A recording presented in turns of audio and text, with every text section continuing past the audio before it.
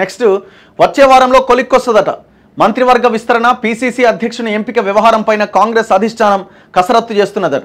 మంత్రివర్గ విస్తరణ, పీసీసీ నూతన అధ్యక్షుడి ఎంపికపైన ఢిల్లీలో కాంగ్రెస్ అధిష్టానం కసరత్తు చేస్తుండగా వచ్చే వారంలో తుది నిర్ణయానికి రావచ్చని తెలుస్తోంది. వచ్చే వారం కావచ్చు, వచ్చే నెల కూడా కావచ్చు. వీళ్ళది ఎట్లుంటుందో తెలుసు కదా. డిప్యూటీ స్పీకర్, చీఫ్ విప్ విషయంలో కూడా నిర్ణయం తీసుకోవచ్చని పార్టీ వర్గాల సమాచారం. గురువారం రాత్రి పార్టీ ప్రధాన కార్యదర్శి కేసీ వేణుగోపాల్ వద్ద జరిగిన సమావేశంలో మంత్రివర్గ విస్తరణ, పీసీసీ అధ్యక్షుడు, డిప్యూటీ స్పీకర్, చీఫ్ విప్ల ఎంపిక, కార్పొరేషన్ చైర్మన్ల నియామకం, ఇతర పార్టీల నుంచి వచ్చే ఎమ్మెల్యేలను చేర్చుకోవడం, ఇలా అన్ని అంశాల గురించి కూలంకషంగా చర్చించారట.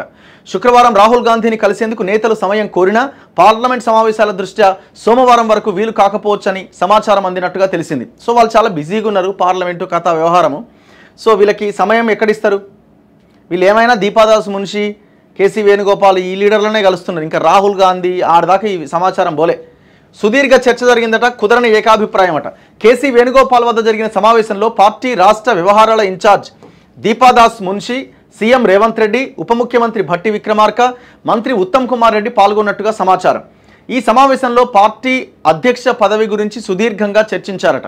ఎస్సీ, ఎస్టీ, బీసీలో ఎవరికి ఇవ్వాలనే దానిపైన ఎక్కువగా చర్చ జరిగిందట.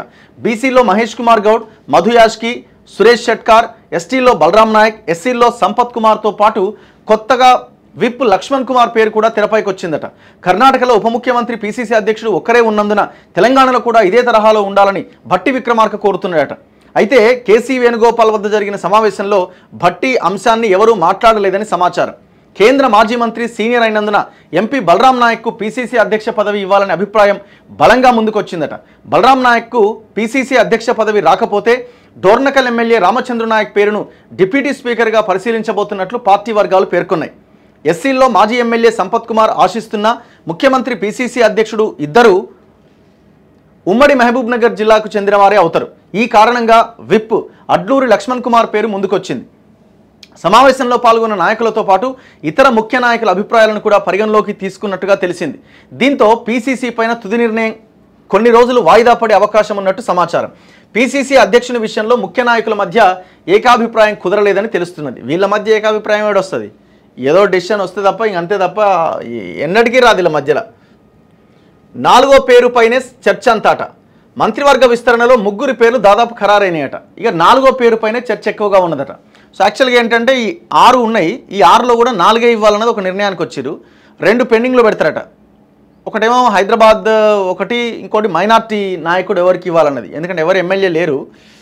అటు షబ్బీర్ అలీ అడుగుతున్నాడు, ఇక్కడ ఆయన ఎవరు మన ఫిరోజ్ ఖాన్ అడుగుతున్నారు. సో అది పెండింగ్లో పెడతారట. మొత్తం 4 ఇస్తారట. ఇప్పుడు ఎన్నికలకు ముందు కాంగ్రెస్లో చేరేటప్పుడు కోమటిరెడ్డి రాజగోపాల్ రెడ్డిని మంత్రివర్గంలోకి తీసుకుంటామని హామీ ఇచ్చిరట. ఆయనతో పాటు జి వివేక్కు కూడా హామీ ఇచ్చినట్టు పార్టీ వర్గాలు చెబుతున్నాయి. వారిద్దరితో పాటు ముదిరాజ్ సామాజిక వర్గం నుంచి మక్తల్ ఎమ్మెల్యే శ్రీహరిని మంత్రివర్గంలోకి తీసుకుంటామని ముఖ్యమంత్రి బహిరంగంగానే ప్రకటించారు. ఈ 3కి మంత్రివర్గ విస్తరణలో ఖచ్చితంగా అవకాశం ఉంటుందని పార్టీ వర్గాలు చెప్తున్నాయి. అవునా ఉరియమ్మ? రాజగోపాల్ రెడ్డికి ఇప్పుడు రాజగోపాల్ రెడ్డి వాళ్ళ అన్న మంత్రిగా ఉన్నాడు, ఆయన మంత్రి ఒకవేళ అయితే, ఉత్తమ్ కుమార్ రెడ్డి ఆల్రెడీ ఉన్నాడు.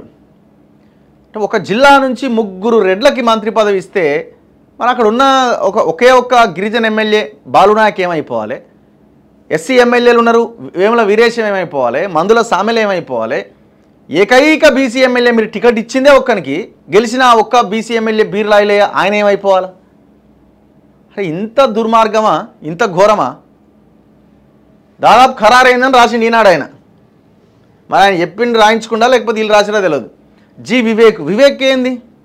వివేక్ తమ్ముడు ఎమ్మెల్యే, ఆయన ఎమ్మెల్యే, కొడుకు ఎంపీ. మళ్ళీ ఇప్పుడు ఆయన మంత్రి పదవి దానికోసం మళ్ళీ ప్రయత్నం. ముందే హామీ ఇచ్చిర్రు, మరి మిగతా వాళ్ళకి ఎందుకో హామీలు ఇయ్యరు? ఇదంతా ఈ పోయే కాలానికే ఉన్నట్టుంది ఈ వ్యవహారం అంతా కాంగ్రెస్లో. ఈ 3కి మంత్రివర్గ విస్తరణలో ఖచ్చితంగా అవకాశం ఉంటుందని పార్టీ వర్గాలు చెప్తున్నాయట. 4వ పేరుపైనే చర్చ అంతా నడుస్తున్నదట. నిజామాబాద్ జిల్లా నుంచి బోధన్ ఎమ్మెల్యే సుదర్శన్ రెడ్డికి చోటు దక్కవచ్చని తెలుస్తోంది. మంచిర్యాల ఎమ్మెల్యే ప్రేమ్ సాగర్ రావు, ఇబ్రహీంపట్నం ఎమ్మెల్యే మల్రెడ్డి రంగారెడ్డి, పరిగి ఎమ్మెల్యే రామ్మోహన్ రెడ్డి తదితరులు తీవ్రంగా ప్రయత్నం చేస్తున్నారట. అంత వీళ్ళే చూడండి, అంత వీళ్ళే. ఎటువా రామ్మోహన్ రెడ్డి, మల్రెడ్డి రంగారెడ్డి, ప్రేమ్ సాగర్ రావు, వెలమ, రాజగోపాల్ రెడ్డి, మొత్తం వీళ్ళే కనిపిస్తున్నారు. నేను లీడర్ల గురించే మాట్లాడుతున్నా, నేను టోటల్ సామాజిక వర్గం అందులో ఉన్న ప్రజల గురించి నేను మాట్లాడట్లేదు తప్పుగా. అంటే వీళ్ళు తప్ప ఇంకా అవకాశమే లేదా అని అడుగుతున్నాను నేను.